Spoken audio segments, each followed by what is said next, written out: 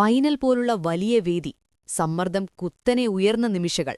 അപ്പോഴാണ് ഇന്ത്യൻ ആരാധകർ കാത്തിരുന്ന ആ പ്രകടനം വന്നത്. ബാറ്റ് കൈയിലെടുത്തത് സഞ്ജു സാംസൺ. ആദ്യ പന്തു മുതൽ തന്നെ അദ്ദേഹം കാണിച്ചത് ഒരു വ്യക്തമായ സന്ദേശം: ഇന്ന് ആക്രമണം മാത്രം. ന്യൂസിലൻഡ് ബൗളർമാരെ ഒരൊന്നായി ലക്ഷ്യം വെച്ച് സഞ്ജു ബൗണ്ടറികളും സിക്സുകളും കൊണ്ട് സ്റ്റേഡിയം കുലുക്കി. പന്തായി സ്കോർ ഉയർന്നു. ഇന്ത്യൻ ഇന്നിംഗ്സ് ഒരു വലിയ ടോട്ടലിലേക്ക് നീങ്ങി. 46 പന്തിൽ 89 റൺസ്, 5 4, 8 6, സ്ട്രൈക്ക് റേറ്റ് 190-നു മുകളിൽ. സെഞ്ചുറിക്ക് വെറും കുറച്ച് റൺസ് മാത്രം ബാക്കി നിൽക്കുമ്പോൾ ജെയിംസ് നീഷൻ എറിഞ്ഞ ഫുൾ ടോസ് ഉയർത്തി അടിക്കാൻ ശ്രമിച്ച സഞ്ജു ടൈം ചെയ്യാൻ കഴിഞ്ഞില്ല.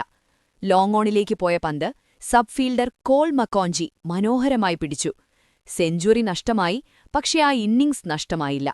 ബാറ്റ് ഉയർത്തി ഡഗൌട്ടിലേക്ക് നടന്നപ്പോൾ ടീംമേറ്റ്സിന്റെ കയ്യടി മുഴങ്ങി.